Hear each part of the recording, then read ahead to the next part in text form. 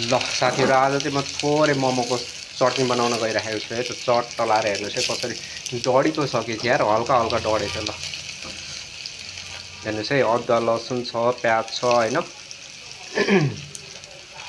यसमा चाहिँ सबैभन्दा अलि बेसी मात्रामा तपाईले अदुवा राख्नु होला। अनि त्यसपछि गएर लसुन, यो हेर्नुस् हैन, यो स्लाइस स्लाइस भएको लसुन हो। अनि त्यसपछि प्याज राख्नुस्। टक्क यसलाई चाहिँ सतै भन्दा अलिकति धेरै हल्का ब्राउन ब्राउन जस्तो गरेर भुट्नुस् हैन। त्यो भुटिसकेपछि चाहिँ बल्ल तपाईले बेसार राख्नुस्। ल यो भाँडोमा चाहिँ नबनाउनुस् है, यो भाँडो डढ्छ। मैले चाहिँ यही भाँडो पाएको हुनाले आज थोरै पनि बन्दैछ, त्यस कारणले गर्दाखेरि थोरै बनाउने भएको हुनाले मैले यो भाँडोमा पकाएँ। नत्र भने स्टिलको भाँडोमा नपकाउनुस्, किनभने डढ्ने सम्भावना एकदम धेरै हुन्छ कि डढ्छ कि स्टिलको भाँडोमा। स्टिलको भाँडो त युजै नगर्दा पनि हुन्छ। ल लगभग यतिको भइसकेपछि चट्ट लाएर तपाईले हैन बेसार राखिहाल्नुस् है त।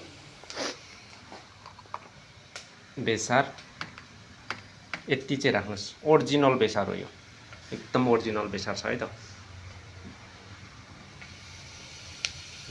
बेसार 1 स्पुन बेसार छ। ल चट्ट यति गरिसकेपछि यसको नाइस कलर भइसकेको अवस्था छ। यहाँभन्दा धेरै ब्राउन नगर्नुस्। त्यसपछि गएर अझै पनि कलरको लागि पिरो चाहिँ हुँदैन, यो तपाईले यो कश्मिरी लाल भन्ने मिर्च, कश्मिरी लाल मिर्च टक्क लाएर हैन हल्का राख्नुस्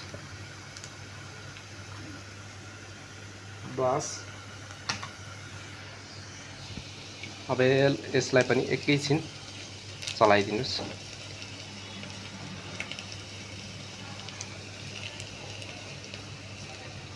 त्यसपछि गएर सट्ट लाएर हजुरले तपाईहरुले यो टमेटोलाई राख्नुस् है त। यो चाहिँ हाफ केजी छ है, यसमा हाफ केजी टमेटो छ। टक्क लाएर हाफ केजी टमेटो चाहिँ यसरी बिस्तारै पकाउनुस् सानो आँचमा, सानो फ्लेम, यस्तो फ्लेम सानो हुनुपर्छ। ल अझै सानो गरौँ हैन। यो पाक्दै जान्छ, हजुरले चलाउँदै जानुस्। अब हल्का फ्लेमलाई हाई गर्नुस्, गर्नुभयो है। धेरै हाई पनि गर्नु हुँदैन, यो स्टिलको भएको हुनाले डढ्छ। त्यसकारणले यो चाहिँ मेरो सेन्ट्रल किचन भएको हुनाले, यो सेन्ट्रल किचन हो। सेन्ट्रल किचनमा चाहिँ म यो तयारी गर्दैछु हेर्नुहोस् हैन। यहाँ त मसँग विभिन्न ससहरू छ। तपाईको 5 स्पाइसेस पाउडर छ, त्यसलाई चाहिँ 5 स्पाइसी पाउडर भन्छ। त्यसपछि गएर टी पाउडर पनि हामीले यसरी तयार गर्छौँ। तपाईको यहाँ चिल्ली ओइल छ, चिल्ली ओइलहरू यसरी तयार गरेर टक्क राखेको हुन्छौँ। त्यसपछि यहाँ हेर्नु छ क्युमिन एन्ड कोरिन्डर पाउडर छ, विभिन्न छ, यहाँ धेरै छ। यो हजुरहरूलाई पुरै देखाउनको लागि पनि मैले आज यो सेन्ट्रल किचनबाट गरिराखेको छु। अब चाहिँ हजुरले यसमा हल्का साल्ट राखिदिनुस्। ल साल्ट, व्हाइट साल्ट टक्क लाएर राखिदिनुस् स्वादअनुसार। धेरै पनि हैन, थोरै पनि हैन। यो अन्तिम फाइनलमा चाहिँ तपाईले टेस्ट गरेर मिलाउन सक्नुहुन्छ यसको स्वाद। हामी यसमा केही पनि राख्दैनौँ, एकदमै नेपाली स्टाइलको, नेपाली स्वादको बनाउँछौँ यो चाहिँ हैन। यो मजाले पाक्छ। तपाईले यो टमेटो चाहिँ एकदम रातो रातो राम्रो खालको टमेटो लिनुपर्ने हुन्छ, अनि मात्रै मिठो हुन्छ चटनी हैन। अथवा मोमो सस भनौँ। अब यहाँ हेर्नुस्, यो मेरो चाहिँ टिम्बर पाउडर हैन, जसलाई सेज्वान पाउडर पनि भन्छ। यो हामी चाइनिजको लागि एकदमै धेरै प्रयोग गर्छौँ। त्यसपछि गएर यता हामीले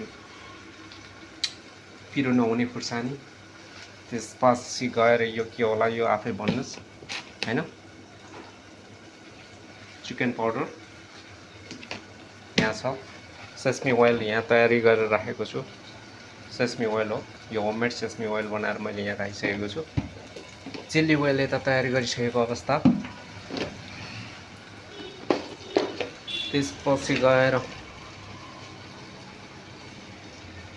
हेर्नुस्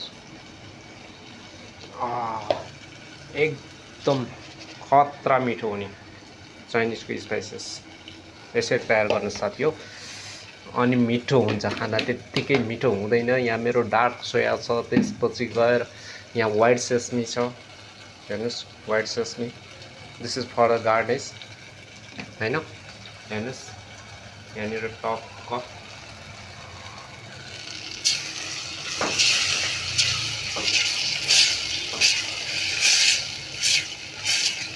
यो चाहिँ नेपाली स्वादको चटनीको लागि आज यो डेमोको लागि मैले पठाउनु छ, त्यस कारणले मैले थोरै बनाइराखेको छु। हामी विभिन्न थरीको मोमो विभिन्न थरीको चटनीको स्वादमा बेच्छौँ, त्यस कारण गर्दाखेरि त्यसपछि गएर यहाँ हेर्न सक्नुहुन्छ यो पनि है के छ हेर्नुहोस् त, सिजनिङ वाइन भेनिगर हो यो, केकुमेन सोया। अरू पनि म देखाउनेवाला छु तपाईँलाई।